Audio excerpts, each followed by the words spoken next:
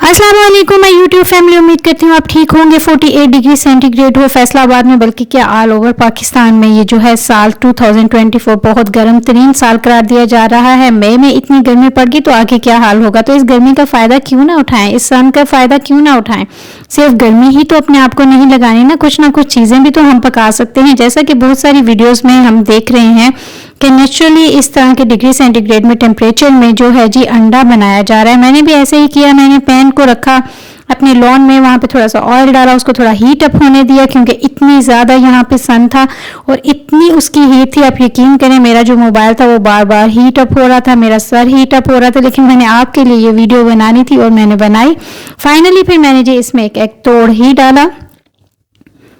तो यहाँ पे जी देखें जो एग था वो तो खैर अंदर से खुद ही मैश हो चुका था। इतनी गर्मी में कहाँ इसकी योक सही रहती है, तो ऐसे हो चुका था। लेकिन जो नीचे से उसकी जो ऑयल था वो काफ़ी हद तक गर्म था। लेकिन आप देखेंगे थोड़ी देर में वो जो नीचे सरफेस थी इसकी पैन की, उसने हल्का हल्का उसको पकाना शुरू कर दिया था।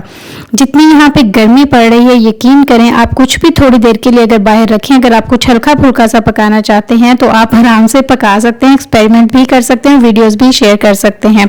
ये देखें जी कुछ कच्चा पक्का सा अंडा आपके सामने बन रहा है, लेकिन इसको थोड़ा टाइम लगा था क्योंकि मेरा जैसे मैंने आपको बताया फ़ोन ओवर हीट हो रहा था, तो फिर मुझे उसको पास करना पड़ता था। लेकिन जो कुछ था वो आपके सामने था। अगर आप फ्राई पैन को इसी तरह रखते हैं डायरेक्ट सनलाइट में, 48 डिग्री सेंटीग्रेड इसका जो मेन शर्त है वो होना चाहिए, उससे ऊपर हो तो मेरे ख्याल में फिर तो बिरयानी हंडिया सब कुछ ही बन जाएगा। तो ये आप ज़रूर एक्सपेरिमेंट कीजिएगा, मेरे चैनल को ज़रूर सब्सक्राइब कीजिएगा। बहुत सारी videos, vlogs, home remedies, beauty tips and tricks इस एक चैनल में होंगी।